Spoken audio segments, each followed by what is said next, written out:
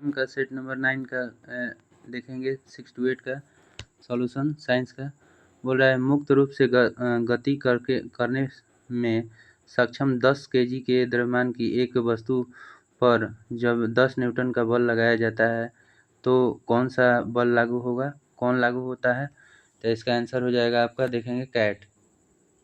निकाय 1 मीटर प्रति स्क्वायर की त्वरण से गति करेगा।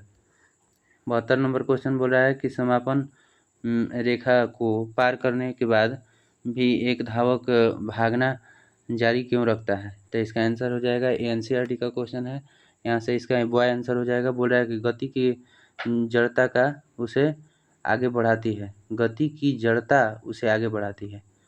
यहाँ से देखेंगे, बोल रहा है कि 73 नंबर क्वेश्चन, जब कोई वस्तु एक वृत्त के अचर गति से चलती है तो क्या होगा? तो इसका आंसर हो जाएगा आपका एप्पल। उस पर कोई भी कार्य नहीं हो रहा है। जब वो अचर गति से चलेगी तो उस पर कोई कार्य नहीं होता है। बोल रहा है यदि कोई वस्तु त्रिज्या r वृत्ताकार पथ के चारों ओर आने में 30 सेकंड का समय लेती है, वेग भी किसके द्वारा दिया जाता है? तो इसका आंसर हो जाएगा आपका v बराबर 2πr/t।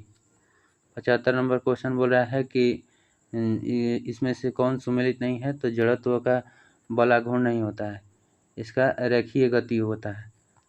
यहाँ से 76 नंबर क्वेश्चन, एक कण का वेग अपने आरंभिक मान का 1/3 कर दिया जाता है तो कण की गतिज ऊर्जा क्या होगी? तो इसका 1/9 गुनी हो जाएगी। यहाँ से देखेंगे 77 नंबर, परिक्रमागत अंतरिक्ष यान से एक सेव बाहर छोड़ा जाए तो यह क्या होगा? तो इसका आंसर हो जाएगा आपका, आंसर हो जाएगा बॉय। यान के साथ उसी ही वेग से गमन करेगा। यहाँ से देखेंगे 78 नंबर क्वेश्चन, 77 हो गया था। स्प्रिंग को अपनी सामान्य लंबाई पर वापस लौटने के लिए लगने वाले बल को क्या कहा जाता है? तो इसका आंसर हो जाएगा प्रत्यानयन बल। प्रत्यानयन बल बोला जाता है इसको। रबर को सल्फर से गर्म करके गुणता बढ़ाने की प्रक्रिया को क्या कहा जाता है? तो इसका आंसर हो जाएगा वल्कनीकरण। 80 नंबर क्वेश्चन बोल रहा है कि कांच की स्वच्छ प्लेट पर जल डालने पर वह पतली परत के रूप में फैल जाती है, जबकि पारा डालने पर वह गोलीय बूंद में के रूप में बना रहता है। इसका कारण क्या है? तो इसका कारण हो जाएगा आपका कैट। कांच के साथ पारे का संजक की अपेक्षा जल का ससंजक अधिक होता है। यहाँ से 81 नंबर क्वेश्चन देखेंगे, एक तरंग की आवृत्ति 50 हर्ट्ज है और चाल 36 मीटर प्रति सेकंड है। इस तरंग की तरंगदैर्घ्य क्या होगा? तो इसका तरंगदैर्घ्य हो जाएगा 0.72 मीटर। यहाँ से ध्वनि की गति जो है v और माध्यम का घनत्व p के मध्य यह रिश्ता है, तो इसका आंसर हो जाएगा आपका एप्पल। v² समानुपाती 1/p। यहाँ से देखेंगे 83 नंबर क्वेश्चन बोल रहा है कि कोई प्रतिरोधों को समांतर क्रम में संयोजित किया जाता है, इसमें किसके समतुल्य माना जा सकता है? तो इसका आंसर हो जाएगा आपका एप्पल। चालक के अनुप्रस्थ काट के क्षेत्रफल में वृद्धि करना। 84 नंबर क्वेश्चन बोल रहा है कि किसी सुग्राही उपकरण को बाह्य चुंबकीय क्षेत्र बचाने के लिए क्या किया जाता है? तो इसका आंसर हो जाएगा आपका बॉय। इसे लोहे के बॉक्स में रखना चाहिए। 85 नंबर बोल रहा है कि धातु की शुद्धता का निर्धारण किसकी सहायता से की जाती है? तो इसका आंसर हो जाएगा आपका आर्किमिडीज के सिद्धांत पर।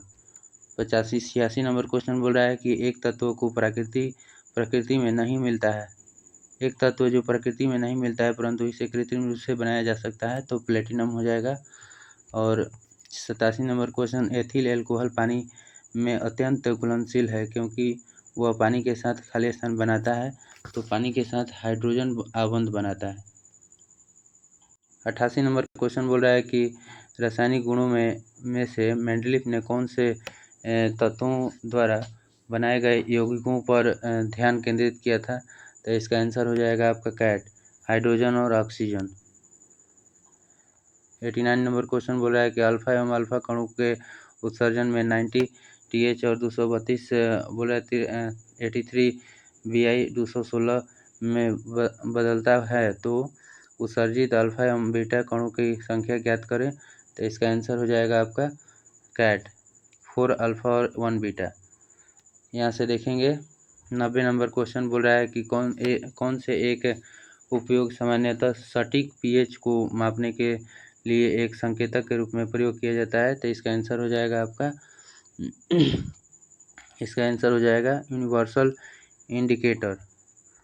91 नंबर क्वेश्चन बोल रहा है कि जब कॉपर ऑक्साइड को हाइड्रोजन के साथ गर्म किया जाता है तो तांबा धातु और जल का निर्माण होता है। इस क्रिया में हाइड्रोजन के साथ क्या होता है?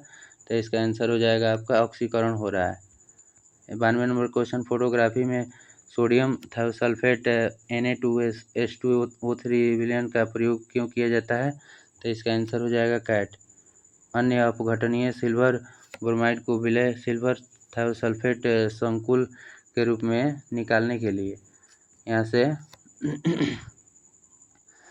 से देखेंगे 93 नंबर क्वेश्चन बोल रहा है कि ऑक्सीजन की आपूर्ति पर्याप्त होने पर खाली स्थान लौ उत्पन्न होता है।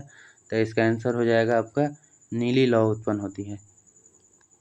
और यहाँ से 94 नंबर अपनी पिघली अवस्था में विद्युत का चालन करने वाला पदार्थ है। तो पिघली अवस्था में ये सामान्य लवण अमलगम है। अमलगम क्या है? तो इसका आंसर हो जाएगा वह मिश्र धातु जिसमें Hg एक अवयव है।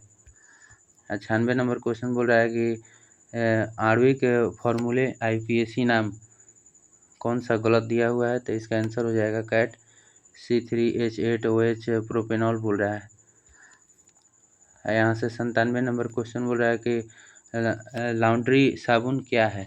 तो लॉन्ड्री साबुन क्या है? तो प्राकृतिक स्रोत के उच्चतर वसा अम्लों के सोडियम लवणों का मिश्रण है।